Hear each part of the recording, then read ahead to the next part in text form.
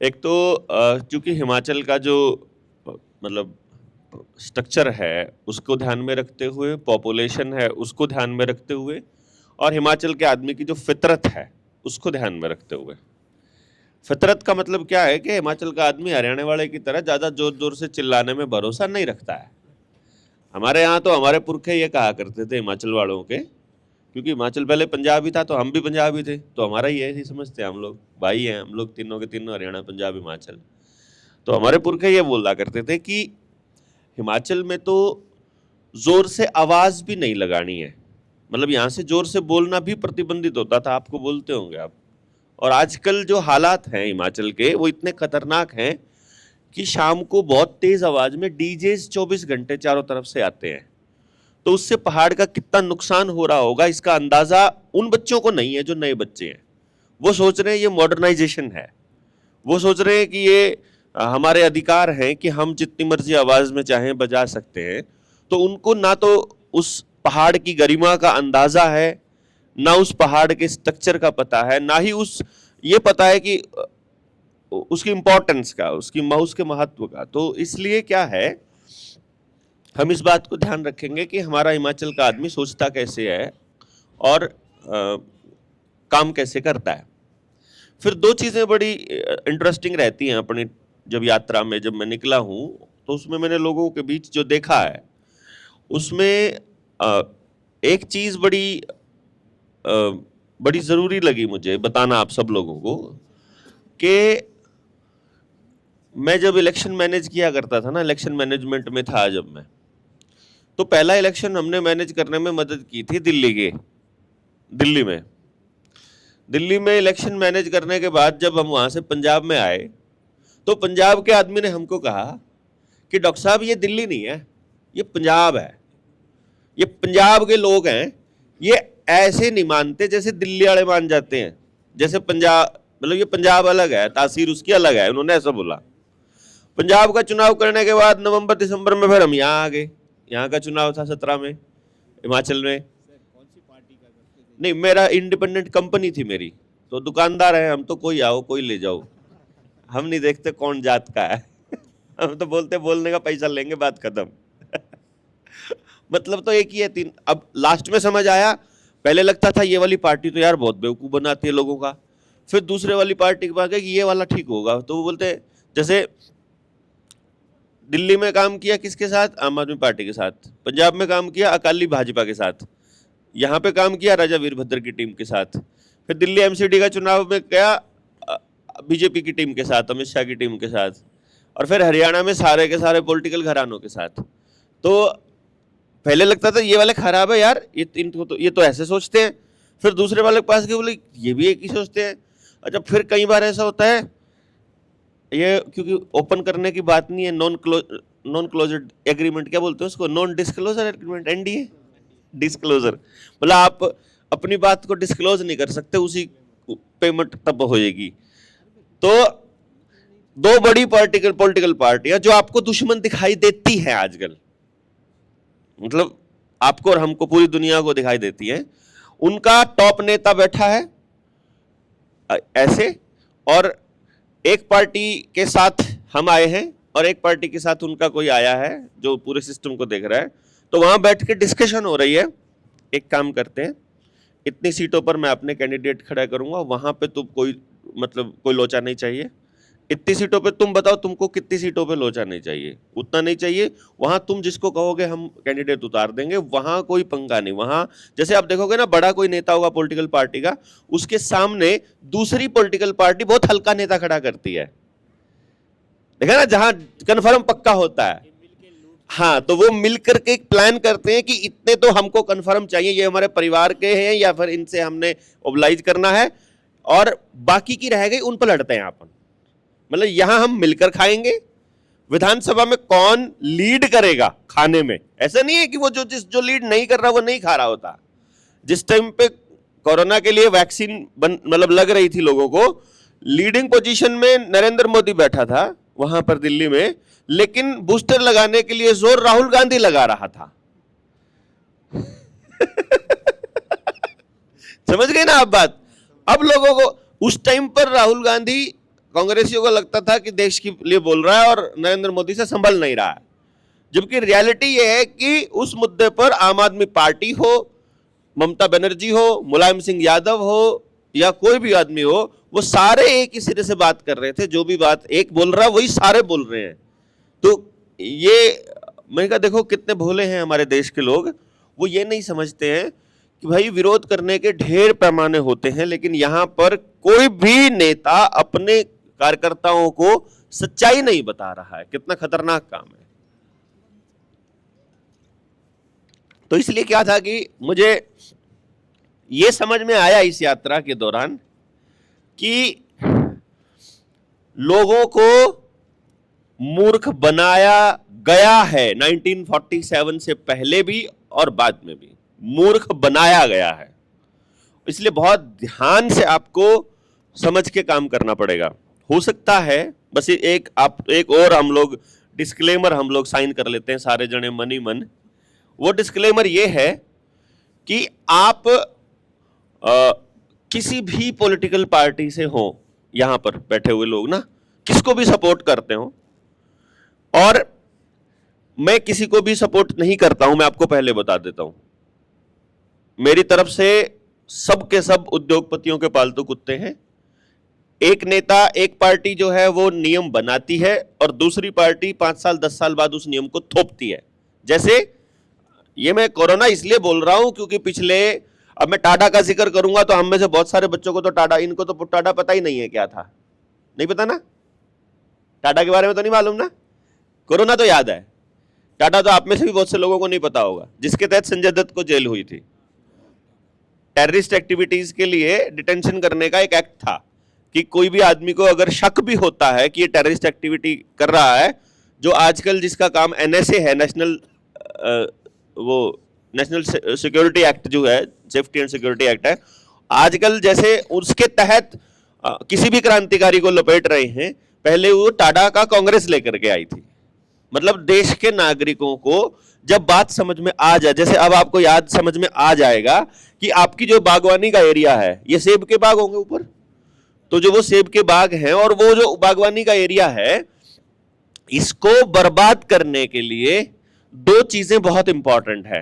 पहला, आप, और ये सिर्फ सेब के लिए नहीं बोल रहा हूं मैं, आप सरसों के लिए चले जाएंगे, जेनेटिकली मॉडिफाइड सरसों अगर देनी है उनको, आप दूसरी फसलों के लिए, दूसरे पेड़ों के लिए सोच लेंगे, तो वहां पर भी वो, जब कोई इंडस्ट्री खड़ी होनी होगी, बीज की इंडस्ट्री, और उसे वहां खाद्यान्न जो है वो अपने कंट्रोल में करना होगा कि भोजन अगर हमारे कंट्रोल में हुआ तो इन लोगों को कंट्रोल किया जा सकता है। तो वो इस तरह की चीजें देखेगी कि इन लोगों का जो सिस्टम है वो ऑटोमेटिक कैसे है। जैसे अपना जो गांव का स्ट्रक्चर आप देखोगे ना, आप हिमाचल में रहते हो कि हरियाणा में रहते हो कि पंजाब रहते हो कि तमिलनाडु रहते हो, कहीं भी रहो आप, या पश्चिम बंगाल चले जाओ, वहां जो समाज का स्ट्रक्चर है वो हमारे बुजुर्गों ने इतना गजब बनाया हुआ था कि सारे काम अपने आप होते थे।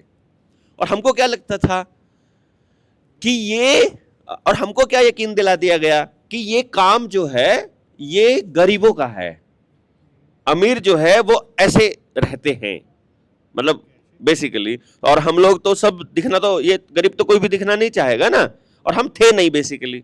फिर वो कहते थे ये अनपढ़ों का काम है, ये अनपढ़ों की बात है, और हम अनपढ़ नहीं थे, हम बहुत साइंटिफिक लोग हैं। भारत के जो लोग हैं, मतलब मैं अभी जिक्र इसका करता हूं कि अमेरिका से कुछ एक डेलीगेशन आया हुआ था, वो इस बात पर हैरान था गांव में, जब वो घूम रहा था, गांव के कल्चर को देखते तो खाने के टाइम पर वो ऐसे ऐसे करके, वो अंग्रेजन जो थी वो ऐसे देख रही थी, how are you making this bread so round, भाई ये रोटी तुम गोल कैसे बना लेती हो, ऐसे ऐसे करती हो और वो गोल हो जाती है।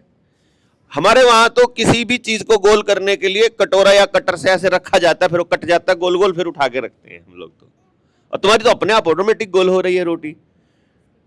उनको अगर कोई बता दे, अब आप सोच करके देखिए, एक छोटा सा सिंपल देखिए आप, कि दूध जो है वो हमें 4 थन में से 2 थन का उसके बच्चे को पीने देना है, बच्चे को, पशु के, और 2 थन का हम ले रहे हैं। वो जो 2 थन का दूध है जब इकट्ठा हो रहा है तो हम उसे पूरा दिन गर्म कर रहे हैं। जब वो लाल हो रहा है तो उसे शाम को फिर जमा रहे हैं उसमें 42। अभी जो नए बच्चे हैं ना, जैसे हमारे दूध वगैरह का काम करते हैं, तो वो कहते हैं कि साइंटिस्ट ये कहते हैं कि 42 डिग्री पे यदि हम उसके अंदर वो कर देंगे, कल्चर लगाएंगे, तो वो कल्चर फर्मेंटेशन के बाद उसको सुबह तक जो है वो दही में कन्वर्ट कर देगा। अब ये तो अंग्रेजी में दिखता है बड़ा अच्छा, और अपन क्या करते थे, जामुन लगा देते थे, खट्टा लगा दो भाई खट्टा। अब माँ का क्या सीन था, वो दूध रखा हुआ है, माँ ने क्या करना है, ऐसे उंगली देखनी है, अभी 42 नहीं हुआ है मतलब वो टेम्परेचर, अभी आजकल वाला बच्चा तो क्या करता है, उसमें थर्मामीटर टांग के रखता है, तो जब वो 42 पे 43 पे आ रहा है तब जामुन लगा रहा है उसमें। और अपने वाली माँ क्या कर रही है, वो ऐसे उंगली लगाती है और देख लेती है, हाँ 42 हो गया, अब जामुन लगाया, देख लिया कि आज सर्दी है कि गर्मी है, आज इसको लपेट के रखना है, आज 2 तौलियों में लपेटना है, 10 में लपेटना है, बोरी में लपेटना है कि कितना, और वो सुबह तक दही बन जाएगी।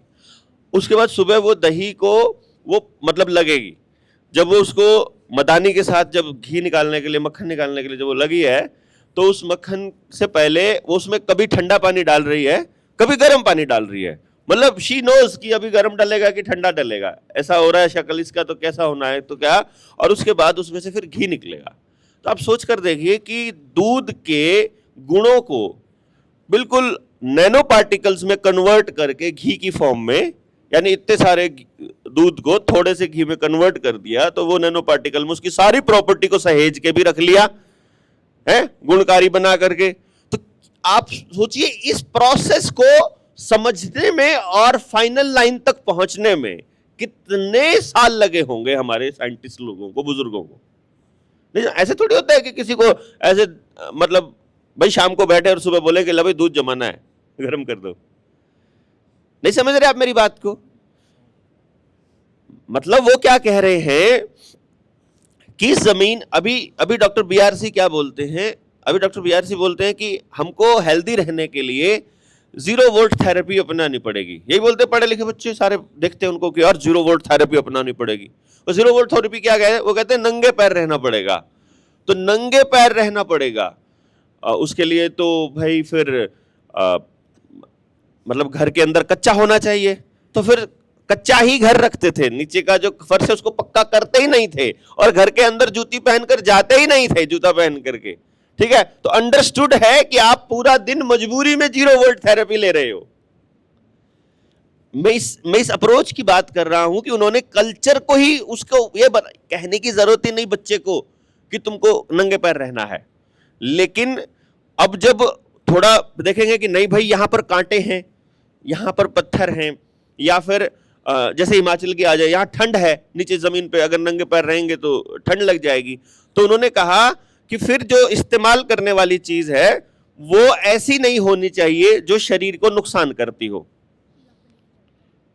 मतलब नुकसान का मतलब क्या होता है, उन लोगों को इतना पता था, इतने समझदार लोग थे, वो क्या कहते थे कि जो चीज खा नहीं सकते वो शरीर पर नहीं लगानी है, क्योंकि उनको पता था कि शरीर के ऊपर जो बैक्टीरिया है वो उस आइटम को खाता है। जैसे आप क्रीम लगाते हो, थोड़े टाइम के बाद वो गायब हो जाती है, कहां गायब हुई वो बॉडी ने एब्जॉर्ब कर ली। तेल लगाते हैं, वो अगले दिन तक कहां चला जाएगा, वो बॉडी ने एब्जॉर्ब किया, मतलब उसने वो चूस लिया, और वो जो बैक्टीरिया है वो खा के उसको तोड़ता है, ब्रेक डाउन करके वो हजम होता है, यानी बॉडी खा रही होती है। तो शरीर पे आप जो भी लगाओगे शरीर उसको एब्जॉर्ब कर रहा है। तो अगर वो केमिकल है, जैसे सेंट हो गया, साबुन हो गया, शैम्पू हो गया, स्किन, खोपड़ी भी बहुत खाती है, ये भी खाती है खोपड़ी भी, ये तो बहुत ज्यादा फास्ट खाती है, तो इसलिए सिर में वो ऐसे तेल का इस्तेमाल करते थे जो तेल रसोई में खाने के काम आ रहा है। अब उसको उन्होंने क्या कहा, अंग्रेजों ने क्या बोला कि तुम साले गरीब हो, देखो तुम्हारे पास तो खाने को भी वही तेल है, तुम अपने डंगरों को भी वही तेल देते हो, तुम अपने सिर में भी वही तेल लगाते हो, तुम मालिश भी उसी तेल की करते हो, सरसों वही करते हैं ना अपन लोग। जो देसी आदमी है वो क्या करेगा, वो उसी तेल का इस्तेमाल करेगा सारे कामों के लिए। उसको अपने छोटे बच्चे को देना है, खुद को देना है, तेल पकौड़े बनाने हैं, उसे पराठा भी बनाना है तो उसी तेल का बना लेगा। वो सारे काम उस तेल से कर रहा है।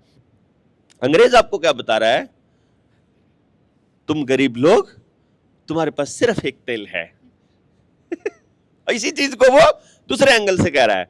वो कह रहा है हमारे पास देखो सिर के लगाने का अलग तेल है, लोशन बॉडी के लगाने का अलग लोशन है, पराठा बनाने के लिए अलग रिफाइंड है, और इसके लिए अलग है, फिर कोकोनट अलग है, कोकोनट ऑयल अलग है, क्यों कार्पिन अलग है, डाबर का अलग है क्या नहीं? उसने ये बोल दिया। और हमको लगा कि यार अगर अमीर दिखना है तो मेरे घर में 3-4 तेल तो होने ही चाहिए, तरह के आइटम उसमें होने चाहिए। और हमने अपनी उस कल्चर को समझे बिना, गलती हमारी क्या रही, हमने अगली पीढ़ी को उस बात का असली मकसद, असली मतलब समझाया ही नहीं। और फिर खेल क्या खेलेंगे? फिर वो खेलेंगे खेल, वो जो अभी जो आशीष है ना, ये अपने बीच ये सफेद चादर वाला बैठा हुआ है, ये कच्ची घानी का तेल निकालता है कोल्लू से, बेल्जी के नाम से, आपने देखा हो तो इसने जब शुरुआत में तेल निकालना चालू किया लोगों का, नहीं मतलब लोगों के लिए तो इसको लगा कि डॉक्टर साहब तेल तो हम लोगों का निकालने चले थे, तेल हमारा निकल गया। तो मैंने कहा क्या हुआ भाई?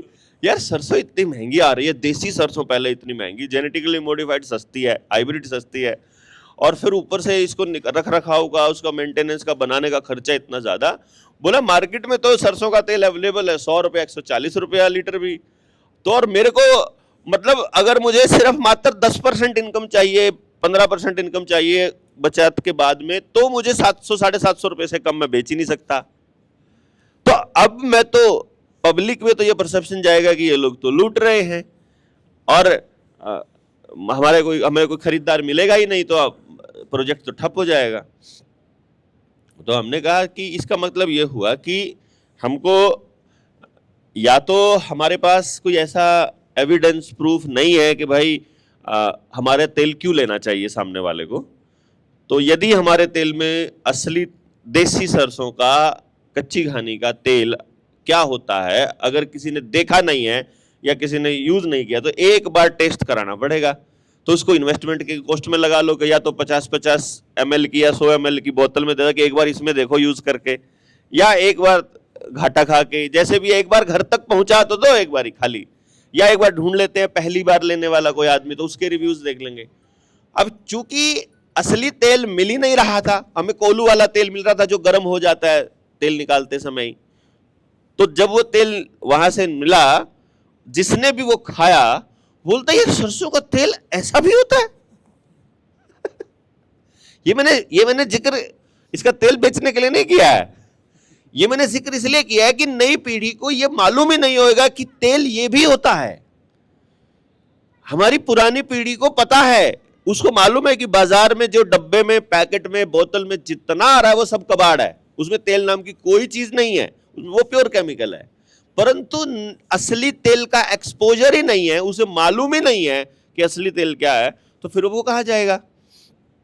अब हमारे बुजुर्गों को यह मालूम था कि जो चीज नहीं लगानी, तो याद करो आज से अगर मैं ज्यादा नहीं कहूं तो 30 साल पहले का सिनेमा याद करो। 30 साल पहले के सिनेमा में आपकी जो क्रीम की एडवर्टाइजमेंट आती है, जैसे अभी तो क्या है कि वो जो भांड है शाहरुख खान, वो बेच गया खुद, मतलब इतना काला कलूटा है, और सबको फेयर एंड लवली बेच गया गोरा होने वाली, मतलब उससे खुद गोरा नहीं हो पाया वो। और हमारे गांव के अंदर जो लोग थे, लड़कियां थी, लड़के थे, वो उसको लगा लगा के मतलब अपना घर का और शरीर का सत्यानाश कर लिया। अब वो शाहरुख खान से पहले जो क्रीम बेचने वाले जो भांड थे, उन्होंने एक फिल्मों के अंदर, सिनेमा के अंदर बीच बीच में जो एडवर्टाइजमेंट आती थी, तो वो ऐसी एडवर्टाइजमेंट्स आती थी जिसमें वो ये कहते थे कि हमारी क्रीम में हल्दी, चंदन और ये वाली आइटम है, मतलब जो शरीर के लिए हेल्दी हैं। आपने सुनी होंगी वो एडवर्टाइजमेंट्स, तो आपने लोगों ने तो सुनी होंगी। तो क्योंकि हमारे लोग क्या करते थे, हमारी महिलाएं क्या करती थी, सिर धोना है तो या तो अगर झारखंड, छत्तीसगढ़ चले जाओ, वहां तो मिट्टी के अंदर ही, जैसे मुल्तानी मिट्टी जिसे हम बोलते हैं ना, मुल्तान के साइड मुल्तानी मिट्टी यूज करता है, उधर चले जाओगे तो उनकी मिट्टी ही इतनी चिकनी है, लगाओगे तो शैम्पू तो उसके सामने कुछ भी नहीं है। फिर यहाँ हमारे यहाँ जहां पर मिट्टी वैसी नहीं है, कहीं काली मिट्टी हो गई तो वहां सिर में मिट्टी नहीं लगा सकते हैं, तो वहां वो दही इस्तेमाल करते हैं, दही के साथ थोड़ी बहुत मुल्तानी भी मिक्स कर लेते हैं कि चलो वहां से मुल्तानी मिट्टी मंगा लो, दही और मुल्तानी मिट्टी मंगा, और वो किसी भी मतलब वो क्या कहते हैं कंडीशनर और शैम्पू से जबरदस्त बाल साफ करती है, जबरदस्त अल्टीमेट लेवल की। मैं देख रहे हो ना, ये मुल्तानी मिट्टी का ही कमाल है, बिल्कुल काले दिखाई देते हैं। अभी जब से मैंने सोचा कि यार काले में तो मैं जवान सा दिखता हूं, लेकिन बात सीरियसली तब लेंगे जब बुजुर्ग दिखूंगा, तो मैंने जानबूझ के शैम्पू यूज किया कि सफेद हो जाए थोड़े बहुत कि खराब करने पड़ेंगे, नहीं तो लोग सीरियसली नहीं ले रहे बातों को, ये सोच रहे हैं कल का बच्चा हमको समझाएगा इस चक्कर में मैंने शैम्पू लगाना चालू किया कि खराब करता हूं पहले थोड़े बाल। तो हमारे बुजुर्गों को ये बातें पहले से मालूम थी। अच्छा, इसका कोई अल्टरनेट और इसका कोई मतलब सब्स्टिट्यूट और कोई तोड़ और उसके कोई अगेंस्ट नहीं हो सकता, क्योंकि हमारे पुरखों ने जो भी चीजें तय करके रखी थी और हमारे रीति रिवाजों में शामिल कर लिया था, वो प्योर साइंटिफिक था। त्योहार पर जो भोजन में बनना है कि यही भोजन में बनना है, जैसे हिमाचल में धाम का कल्चर है, तो उसके पीछे का कल्चर है कि हमारा जो शरीर है, हमारा जो काम है, यहाँ का आदमी आप देखोगे वो मैक्सिमम पैदल चलता रहता है, तो बॉडी में जितनी टूट फूट होनी है उसको रीजनरेट करने के लिए, दोबारा से रिजनरेशन के लिए, उसके लिए जितनी चीजें चाहिए वो हमारे धाम में दी हुई है ऑलरेडी। कि अगर मान लो रोज नहीं दे सकता है तो किसी के यहाँ ब्याह शादी और वो सब हो, तो आप देखोगे वो जितनी दालें आप लोग यूज करते हो सारी मेडिसिनल दालें हैं वो आपकी। या पता है ना आपको सारों को, कभी कोई सी किसी बीमारी में यूज होती है, कोई किसी बीमारी में यूज होती है, तो वो कितना। और पीतल के बर्तनों में आप लोग धाम बनाते होते हैं, अब तो आजकल तो सिल्वर यूज करना चालू कर दिया, ठीक है। चूल्हे पर बनाते थे स्मोक्ड फूड, वो आजकल आपने गैस यूज कर दिया चालू करना, ठीक है। और ओरिजिनल तेलों में बनता था प्योर, या तो घी में बनेगा, देसी घी में बना रहे थे, या फिर आप बिल्कुल प्योर तेल में बनाओगे, लेकिन आजकल रिफाइंड में भी चालू कर दिया। वो अलग है कि उसकी पवित्रता को हमने सस्ते के चक्कर में बिल्कुल सत्यानाश करके वो उल्टा शरीर के लिए नुकसानदायक बना लिया। इसी तरह हम लोगों ने किया, मतलब हमारा जो शादी ब्याह का कल्चर है वो भी इस तरह से डिजाइंड है कि उस मौसम में होगा, उसी मौसम में होगा। तो उन्होंने पंडित जी का सहारा लिया, पंडित जी यार ये आदमी मानता नहीं है तो इसको भगवान के नाम पर ही मना लो कि इसमें शादी नहीं करते इस दौरान, क्योंकि उसको मालूम है कि इस दौरान शादी करना वर वधू दोनों के लिए नुकसानदायक है। तो वो उसको वहां अपने रीति रिवाजों में ही उसको कर लेते थे, यानी वो सारा समाज मिलकर एक तय करता था कि यार मेरी नहीं मानता। जैसे आप लोग कहते हैं, अमित कह देगा कि डॉक्टर साहब यार आप बोल दो यार गौरव को, मेरी नहीं सुन रहा वो, तो फिर वो इस्तेमाल कर, ऐसे ही करके वो बोलेगा कि यार ये जो पूजा पाठ करने वाला आदमी है ना, ये भगवान पे ज्यादा भरोसा कर रहा है और ये मुझ पर नहीं कर रहा है। जो वैद्य की जो जिसके पास टैलेंट है, तो वो कहेगा कि इस मौसम में शादी करना और भोजन में ये वाली आइटम बनाना खाने वालों के लिए नुकसानदायक रहेंगी, तो इस मौसम में तो आप इसको बोल दो कि शादी को थोड़ा सा आगे सरका दे, तो वो कह देगा कि इसमें जो है तुम्हारा लग्न नहीं आ रहा है लगन के नाम पर वो मान जाएगा, यार अब क्या करे, वो तो अब भगवान नहीं चाहता है तो संयोग नहीं है तो कोई नहीं, 1 महीना आगे सरका लेते हैं, 2 महीना आगे सरका लेते हैं। दे वर सो साइंटिफिक की फालतू नहीं चक्करों में पड़ना है, अभी नहीं हो रहा है कोई बात नहीं आगे कर लेंगे। और क्योंकि वो झूठ था कि आगे करना जो था वो साइंटिफिक था शरीर के हिसाब से, मौसम के हिसाब से, लेकिन वो एक्सप्लेन नहीं कर पा रहे थे हमारे बुजुर्ग, या कह लीजिए कि वो रिवाजों में था तो भूल गए थे हम लोग।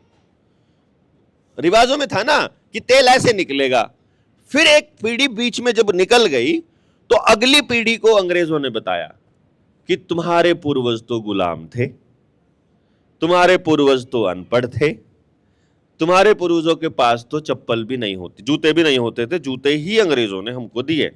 वो कहते हैं कि हिमाचल का विकास कर दिया और वो यहां पर कालका शिमला रेलवे लाइन ले आए और सड़कें बना दी। और मैं अगर आप अपने पीछे जाएंगे बैकग्राउंड में, आपके आसपास आपका भाईचारा खत्म ही उस दिन से हुआ है जिस दिन से सड़कें आई हैं। मैं गलत तो नहीं हूं ना? मतलब आप डेट तय करोगे ना, डेट चेक करोगे कि किस दिन से हमारे यहां झगड़े चालू हुए, किस दिन से हमारे यहां लोग भागने चालू हुए, किस दिन से लोग पलायनवादी हुए, किस दिन से लोग अपने गांव को गांव समझने की बजाय एक कंज्यूमर यूनिट मानने लग गए। वो मेंबर बनाने वाली स्कीम, वो इंश्योरेंस वाली स्कीम, वो ये तभी लेके आए ना वो लोग, दिल्ली वाले लेकर आए ना आपके यहाँ पर कि भाई तुम 3 आदमी जुड़ जाओ, 1500 रुपए में तुम्हारे 3 मेंबर बढ़ जाएंगे, इतना हो जाएगा, वो हो जाएगा, ये सब तभी तो हुआ ना। तो वो सब वहीं से तो आया ना। और आपको लगा कि वहां बड़ी तरक्की है क्योंकि आप तो पैर में पड़ी जूती को अपनी मजबूरी और गरीबी समझ रहे थे, जबकि आपके पुरखों ने वो जूती ये कहा कि जहां नंगे पैर नहीं रह सकते, 0 वोल्ट थेरेपी के लिए हमें 2 चीजें इस्तेमाल करनी पड़ेंगी, या तो वो वाली आइटम जिसको शरीर को नुकसान नहीं है, तो चप्पल या तो हमारी खड़ाऊ या लकड़ी की आती थी चप्पलें, या हमारी चप्पल आती थी चमड़े की, कि जो डंगर मर गए हैं उनका चमड़ा इस्तेमाल होगा हमारी जूती बनाने में। वो जूती क्या कर रही है, वो एक कंडक्टर का काम कर रही है, क्योंकि वो भी खाल की बनी है, वो है चमड़ा ही है ना, और पैर के नीचे भी चमड़ा है, तो चमड़े से चमड़ा टच होके जब जमीन से है तो बीच में कंडक्शन जो है वो टूट नहीं रहा है, वो पूरा 0 वोल्ट थेरेपी, मतलब वो कांटों से भी बच गया, ठंड से भी बच गया और थेरेपी भी ले रहा है। जूती में आपने देखा होगा जुराब पहनने का कल्चर नहीं था, ये तो हमको अंग्रेजों ने बताया। अरे क्या यार तुम पागल लोग जूती पहनते हो, हम तुमको इतने गजब के जूते देते हैं ना, देखो ये वाली हीरोइन वहां पहन के दौड़ती है पार्क में, तुमको भी ऐसे कान में लीड लगा के, तो तुमको भी ऐसे ही, इसी को बोलते हैं मॉडर्नाइजेशन। तो हमारे नए बच्चों ने कहा कि ये वाला नहीं यूज करना है, हमको तो इस कंपनी का चाहिए। और फिर धीरे धीरे धीरे धीरे जो रियलिटी थी ना बाप बता पाया अपने बच्चे को, और बच्चे को जो इंफॉर्मेशन मिल रही थी वो सारी की सारी मिल रही थी रेडियो, टीवी, अखबार, पोस्टर, बैनर, एडवर्टाइजमेंट, एफएम और ये सोशल मीडिया आजकल अगर हम जोड़ दें, इससे जानकारी मिल रही थी। तो वो जानकारियों का जो क्लस्टर है वो धीरे धीरे धीरे धीरे नई पीढ़ी के ऊपर टिक गया, और नई पीढ़ी ने अपने माँ बाप को रिजेक्ट करना चालू किया और अपना एक नया सोशल ग्रुप बनाया, और वो ग्रुप जिस चीज को कह रहा है, फिर हमारे बच्चों ने ये कहा सभी दोस्तों के पास मोबाइल है, सिर्फ मेरे पास नहीं है, सभी दोस्तों के पास स्कूटी, एक्टिवा, स्कूटर या ये इस टाइप की चीजें हैं, मेरे पास नहीं है, सभी के पास एक जैकेट तो ऐसी है ही, सभी के पास इसे जूते हैं, सभी ऐसे करते हैं। वो जो यूनिफॉर्म कल्चर आया ना स्कूल के अंदर, स्कूल और स्कूल में जब ड्रेस पहनने का जो कोड आया, वो इसलिए आया, सिर्फ और सिर्फ इसलिए आया कि हमने हमारे बच्चे को बाकी बच्चों के जैसा दिखना है, ऐसा प्रोग्राम करना था। तो ताकि बाकी बच्चों में से, घर में पूरे स्कूल में से अगर 4 लोगों के पास भी मोबाइल है, तो अब आप मोबाइल आपके पास नहीं है, 4 लोगों के पास, हम दोनों तीनों के पास है, तो हम क्या करेंगे, हम अपनी मूवी देख रहे हैं इधर, तो आप लोग हमारे मुंह की तरफ देखते रहोगे, यार ये क्या देख रहे हैं, क्या देख रहे हैं।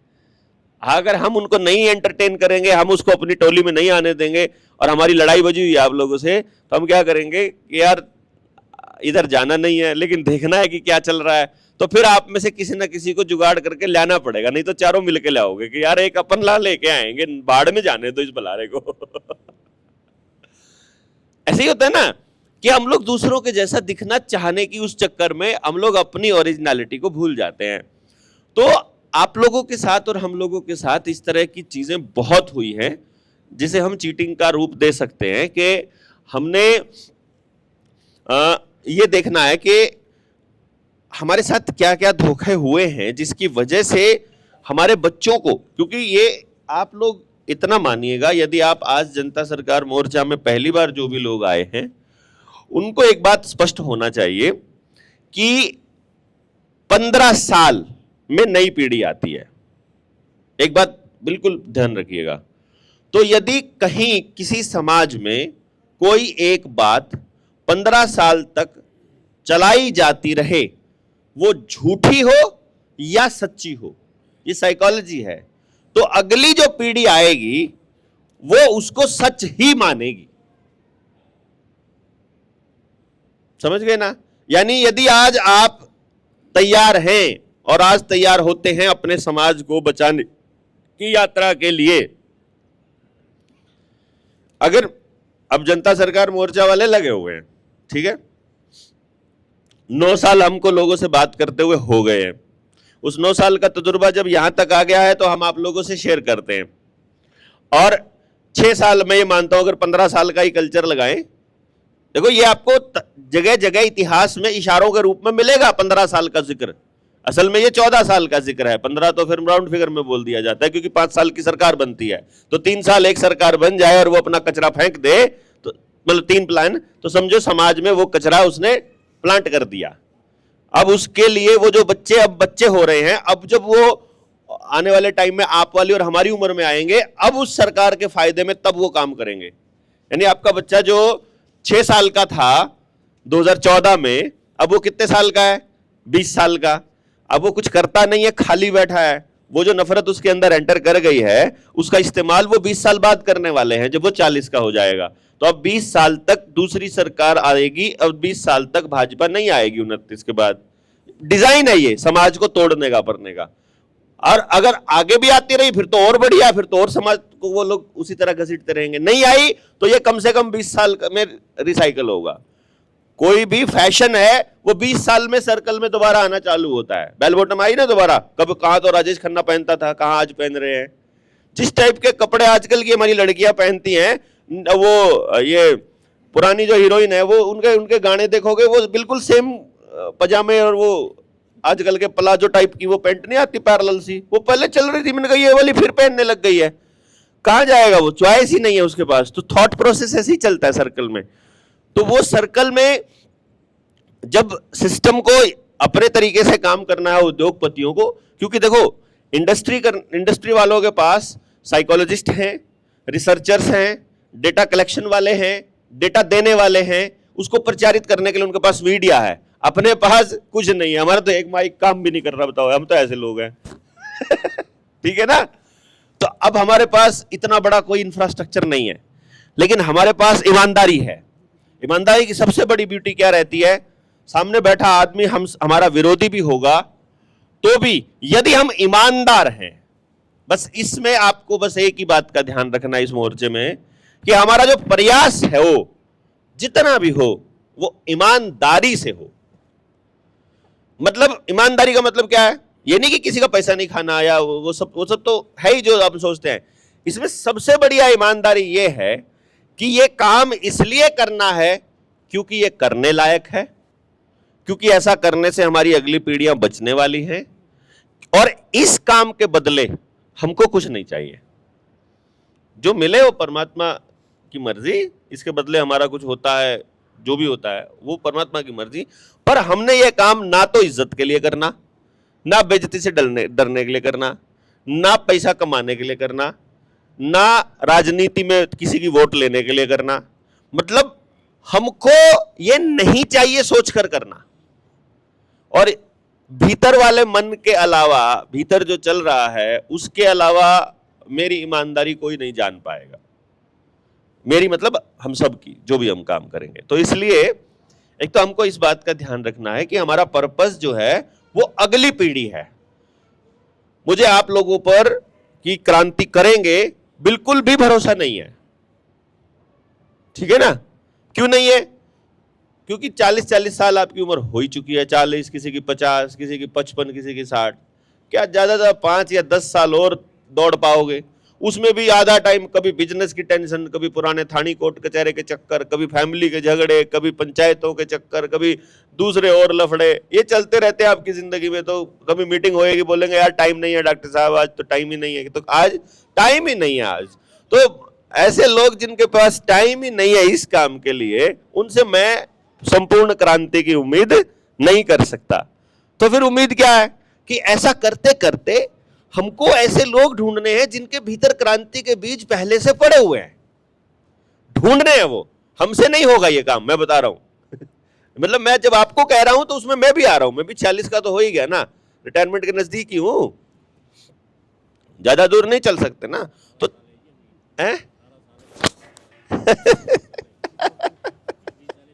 ना तो 9 साल अपने को हो गए। देखो रावण का वध करने के लिए जब यात्रा शुरू होती है राम की वनवास की, तो कितने साल चला वो? 14 साल। ठीक है। और कौरवों का वध करने के लिए पांडव कब निकले घर से? तब कितने साल के लिए निकले? 12 साल, एक साल, और फिर 1 साल, 14 साल। ठीक है। मैंने अभी हम लोग गए थे वर्धा में, वहां हमने देखा कि गांधी ने 15 साल के रिसर्च के बाद ही देश में आंदोलन चालू किया। विनोबा भावे ने जो स्वराज का और जो स्वदेशी का आंदोलन खड़ा किया, ग्राम स्वराज की अवधारणा जो दी, वो भी 14 साल की यात्रा के बाद ही थी। तो हमने कहा कि भाई ये इसका मतलब ये हो गया कि ये सारा का सारा डिजाइन में आता है। तो फिर जब हम सिस्टम को, प्रकृति को, नेचर को जब हम समझते हैं तो तब हम देख रहे हैं कि 14 साल बाद हमारी बॉडी, 12-13 साल के बाद हमारी पूरी बॉडी, हर जानवर की बॉडी, हर पेड़ पौधे की बॉडी, हर पहाड़ की बॉडी और हर समाज की बॉडी रीजनरेट करती है हर 14-12 साल बाद। 12 साल में तो कुर्डी के भी भाग जाग जाते हैं। सुना ये डायलॉग? 12 साल में, मतलब 12 साल, क्योंकि लाइफ जो होती है, मैं आपको बताता हूं, ये बहुत इंपॉर्टेंट पॉइंट है कि जिंदगी कभी भी ना तो सीधी चलती है, सीधी नहीं चलती है जिंदगी। ऐसा नहीं होता है कि एक तरफ चल पड़े तो उधर ही चलते रहेंगे। लगेगा ये वाली चीज तो पिछले साल भी हुई थी, ये वाली चीज तो 4 साल पहले भी हुई थी, ये वाली चीज तो 10 साल पहले भी मेरे साथ हुई थी, मेरे परिवार में। लेकिन तब का एक्सपीरियंस ऐड होते होते हम यहां तक आ गए। तो ये जो जिंदगी है ये ऐसे चलती है, यहां से चलेगी अगर तो पहले गोल घूमेगी, फिर वो अगला साइकिल बना लेगी, फिर अगला साइकिल, तो स्पाइरल में घूमेगी। मतलब वो सर्कल बड़ा होता जाएगा, उसमें ऐड क्या होगा? एक्सपीरियंस ऐड होता जाएगा। समझे ना? छोटा बच्चे का पहला साल, पहला बर्थडे आएगा तो समझो वो वहां आ गया, अगले बर्थडे पे थोड़ा और बड़ा ऐसे हो गया, अगले पे थोड़ा और बड़ा, तो ऐसा करके ये स्पाइरल में चलती है। लेकिन पैटर्न वही रहेगा जनरेशन रीजनरेशन का। तो अर्थात ये हुआ, मुझे एक बात क्लियर है कि 14 साल बाद बदलना है ही। इसमें ना आपका कोई रोल है, ना मेरा कोई रोल है, ना किसी का रोल नहीं है। ये मैं कहता हूं, ये तो कहने भर को हमको उधर खड़े हैं, बस ऐसा कह के इतिहास में कहीं नाम दर्ज करा लेते हैं। मतलब ये बदलना ही है, ये सिस्टम का डिजाइन है। तो आप किधर भी खड़े हो, आप काम कर रहे हो ना कर रहे हो, आप चिल्लाएं ना चिल्लाएं, प्रकृति ने ये करना है। लेकिन ऐसा करके यदि आपके मन को शांति मिल रही है और प्रकृति के नजदीक जा रहे हैं, तो फिर 14 साल का इंतजार क्यों करें? आज ही अपने मन की शांति को अपने भीतर ले आए। फिर वो 14 साल बाद तो एंजॉय करना ही है उस नेक नियति को, उस अच्छे समाज को, उस बेहतर समाज को। समझ गए बात आप? तो मतलब इसको हम ऐसे मान करके चल रहे हैं कि 2030 के बाद, क्योंकि मैं 2016 में निकला था, 14 साल पूरे हो रहे हैं 2030 में, और एजेंडा भी 2030 है। वो बिल्कुल डिटो। मैं ये कह रहा हूं, टाइमिंग इतनी अल्टीमेट लेवल पे कोइंसाइड कर रही होती है और पैटर्न बिल्कुल वैसे ही डिटो चल रहा होता है। तो मुझे ये पता लग चुका है कि भाई ये होना ही है, बदलाव तो होगा। ये जो लोग आज थक, ये मतलब भाग रहे हैं शहरों की तरफ, अपने बच्चों को मतलब पढ़ने के लिए बाहर भेजते हैं, मतलब भेज रहे हैं। अब जैसे ये अपने बच्चों को शिमला भेज रखा है, तो अब इन बच्चों को एक दिन समझ आ जाएगा कि शिमला जो उम्मीद करके गए थे वो नहीं है, कचरे का ढेर हो चुका है। क्यों? गलत तो नहीं कह रहा ना? 12वीं वाली को ज्यादा पता है, इसको वाली को कम पता है। मतलब वो शिमला वो नहीं रहा है, अब वो सारा का सारा अलग चीज है जो हमको दिखाई दे रही है, जो हमारे पेरेंट्स को जो नजर आ रहा है वो नहीं है अब ये, या जो हमारे बड़े बुजुर्ग देखते थे। तो आप जब गांव में बात करोगे और सोसाइटी में जब आप बात करोगे बदलाव की, और आपको लगेगा कि हमको बदलाव पे बात करनी है और इस सिस्टम को समझाना है और नई जनरेशन के लिए एक नया माहौल देना है, नया सिस्टम बनाना है, तो भाई उसके लिए पहले मौजूदा परिस्थिति में उस व्यक्ति को चीजें तो समझानी पड़ेंगी। क्यों जी? बताइए आप। समझाए बिना बदल सकते हो आप कुछ भी? समझने को तैयार ना, समझने को तैयार नहीं। चलो ले भाई, यहीं से ले लेते हैं। ये अब चर्चा का विषय आ गया फाइनल लास्ट में, कि जब आप लोगों को शामिल, जब तक एक भाषण चलेगा, भाषण सुना चले गए, लेकिन अगर उस व्यक्ति को शामिल नहीं किया उस परिवर्तन की यात्रा में, तो व्यक्ति उस परिवर्तन की यात्रा को अपनी यात्रा नहीं मानेगा। वो सोचेगा ये तो जनता सरकार मोर्चा वालों की, या देवेंद्र बल्हारा की, या इनकी मांटा साहब की, या इनका खेल है, ये तो अपने से कोई लेना देना नहीं है। तो एक काम कर लेते हैं अपन, है भाई, तो इनकी कोई सिरदर्दी होगी, इनका कोई ना कोई मतलब होगा। मैं जब शुरू में 2016 में भागता था ना, लोगों आओ बात करते हैं, तो मेरे को बोलते थे पहले ये बता तू क्या बेचने आया है, इसमें तेरा क्या फायदा है, तू क्या करने वाला है, तू कोई सरपंच के चुनाव लड़ेगा क्या, तू एमएलए का चुनाव लड़ेगा क्या। मतलब उनका इतनी सोच हो देती थी। तो मैं बोलता था जिस दिन तुमको समझ आ जाए कि मैं ये सब करने नहीं आया हूं तब देख लेंगे, मैं सिर्फ बात करने आया हूं। तो 2016 में कोई व्यक्ति गांव में बात करने को तैयार नहीं था कि ये आदमी सिर्फ बात करने भी आ सकता है। अब मनिंदर ने तो देखा अपने को दिन रात मतलब गांव गांव जाके लोगों से बात करना। हमने कभी किसी आदमी को यह भी नहीं कहा कि ये सब करने में हमारे पैसे खर्च हो रहे हैं, ना किसी से दान लिया, ना किसी से उधार लिया, जितना पड़ा है सब फूक दिया। मतलब 24 घंटे गाड़ी डेली का 500-600 किलोमीटर हम लोग चलते थे। आज से नहीं चल रहा हूं मैं, 2016 से। मतलब ये रेगुलर प्रोसेस का हिस्सा है। पहले दो लोग बैठते थे तो दो लोगों में बैठकर मैं अनुभव अर्जित करता था कि इन दो लोगों से बात करके मुझे समाज का आईना मिलेगा कि मैं पूरे गांव को क्या समझाऊं। बाद में पता चलता था कि वो दोनों तो कांग्रेसी थे, तो वो तो जितनी बात बोल रहे थे कांग्रेस के लिहाज से बोल रहे थे। तो फिर मेरे को दो भाजपाइयों से बात करनी पड़ी, फिर मुझे दो आपियों से करनी पड़ी, फिर मुझे दो बहुजन समाज पार्टी वालों से करनी पड़ी। अच्छा, फिर पता चला कि ये जो पार्टी वाले लोग हैं ये तो पालतू हैं, इनको तो अपना व्यक्तिगत स्वार्थ रहता है पॉलिटिकल पार्टी के नेताओं से, तो ये समाज की बात नहीं कर सकते, ये समाज को जोड़ने की बात कर ही नहीं सकते। तो फिर मैंने लोगों से बात करी। फिर लोगों से जब बात करी तो वहां भी अलग अलग तरह का मिला। वहां बहुजन समाज अलग सोच रहा है, शोषण करने वाला समाज अलग सोच रहा है। ठीक है, बहुजन में ये आगे जो कामगार लोग हैं, खेती करने वाला, चमड़े का काम करने वाला, मतलब उसमें चमार भी आ गया, जाट भी आ गया, गुजर भी आ गया।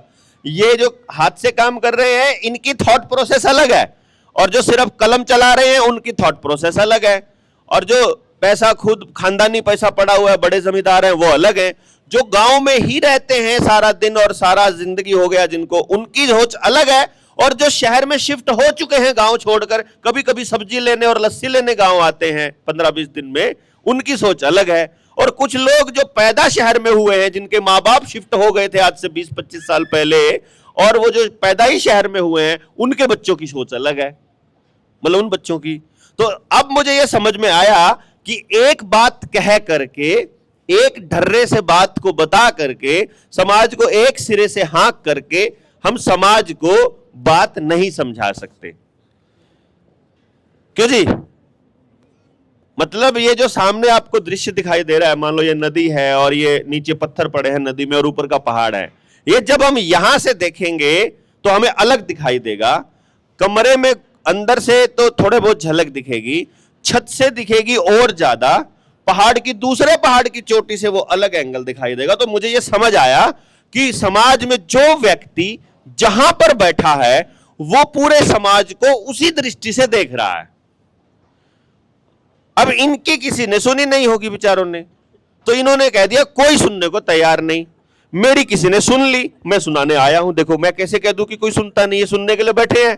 मेरा कहना है जो प्रशासनिक अधिकारी की मैं बात ही नहीं कर रहा, वो तो नौकर हैं, पालतू कुत्ते हैं, उनको तो छिड़ना ही नहीं, उनका तो फेंक दो। कोई पॉलिटिकल लीडर, कोई सरकार में बैठा आदमी, कोई नेता और कोई नौकरी करने वाला आदमी, वो समाज का है ही नहीं। मैं आपको ये पहले बता रहा हूं। जब मैं समाज कह रहा हूं, वो व्यक्ति जिसकी सोच में समाज है। जो अधिकारी है उसकी सोच में तनख्वाह है, प्रमोशन है, उसकी सोच में यह है कि मेरा जीवन शांति से चल जाए, मेरी एसीआर जो साल में लगनी होती है वो ठीक ठाक चल जाए, नहीं तो कोई कंप्लेंट फालतू ना हो, तो जो आए अपना टरका दूं, नेताजी जो कहते मान लो चुपचाप। नौकरी करने वाले आदमी से तो उम्मीद जीरो रखना है आपको, बल्कि ये करना है कि ये तो नाश करेगा, वो गया ही नाश करने है। मैंने नौकरी इसलिए छोड़ी है, नौकरी है ही नाश करने वालों के हाथ में। नेता को सिर्फ अपना हिस्सा चाहिए प्रोजेक्ट के अंदर, और अगली सत्ता में हिस्सा, मतलब प्रोजेक्ट में और सत्ता में, दोनों में हिस्सा। उसको पैसा कमाना है ताकि सत्ता हासिल कर सके, और सत्ता हासिल करनी है ताकि अगले प्रोजेक्ट में हिस्सा ले सके। इसलिए नेता से उम्मीद आपको कितनी रखनी है? जीरो। ठीक है? वकील सिर्फ पैसे के लिए काम कर रहा है, जज उसको समाज दिखाई ही देता नहीं है, उसने तो आंख पे पट्टी बांध के रखी हुई है। ठीक है? मास्टर जी प्राइवेट वाले को ट्यूशन कमानी है और सरकारी वाले को तनख्वाह से मतलब है। ठीक है, अब गांव में और कौन सी तबका बच गया बता दो पहले एक बारी, कि इनसे तो जीरो उम्मीद करनी है। अब बताओ आपने किससे बात करी? देश को बचाएगा कौन? हाँ, अब बचाएंगे ना, अभी देखेंगे ना आगे या नेता को हमने जिम्मेवारी दे रखी इस देश को बनाने की और चलाने ना। की, अगर वो ये स्थिति अरे अरे अरे अरे भाई साहब, क्या नाम आपका? जेपी चौहान है। चौहान साहब, मैं आपको बताऊं, आपने कहा आपने नेता को जिम्मेदारी दे रखी है। दे रखी ना सर इस टाइम। अरे नहीं दे रखी ना साहब, यही तो आपको समझना है। आपने नेता को जिम्मेदारी नहीं दे रखी है, नेता ने जिम्मेदारी खुद ले रखी है। पॉलिटिकल पार्टी का डिस्ट्रिक्ट प्रेसिडेंट कौन होगा, गांव से पूछ कर तय नहीं होता है। स्टेट प्रेसिडेंट कौन होगा, गांव से पूछकर, लोगों से पूछकर तय नहीं होता है। नेशनल प्रेसिडेंट कौन होगा, ये लोगों से पूछकर तय नहीं होता है। और उस विधानसभा में उस पार्टी का कैंडिडेट कौन होगा, ये गांव से पूछकर तय नहीं होता है। फिर कौन सी पार्टी का कौन नेता टिकट लेके आएगा, ये गांव से पूछकर तय नहीं होता है। उस लोगों के पास एक ऑप्शन होता है कि ये सामने 10 चोर हैं, इनमें से कौन सा चोर चुनना है। सिर्फ उनके पास ये मजबूरी है, और आप वो चुनो ना चुनो, वो डालो ना डालो, आपने जिसको डालनी हो डालो, नेता वही चुनकर जाएगा जिसका पहले से डिजाइन में नाम है। पहले से डिजाइन में नाम है। इसमें मैं ये नहीं कहूंगा कि बीजेपी ईवीएम को घोटाला कर रही है, मैं ये कहूंगा कि 2014 से पहले कांग्रेस भी यही किया करती थी। तो इसलिए ये काम ना कांग्रेस के बस की बात है, ना बीजेपी के बस की बात है, ना आम आदमी पार्टी के बस की बात है, ना मुलायम के, ना ममता, मतलब मेरा कहना मतलब ऐरा गैरा नत्थु खैरा जो भी आप ये कहते हो ना, जिस भी नेता को, वो आदमी अपनी सेटिंग करने के लिए पॉलिटिकल पार्टी में गया है।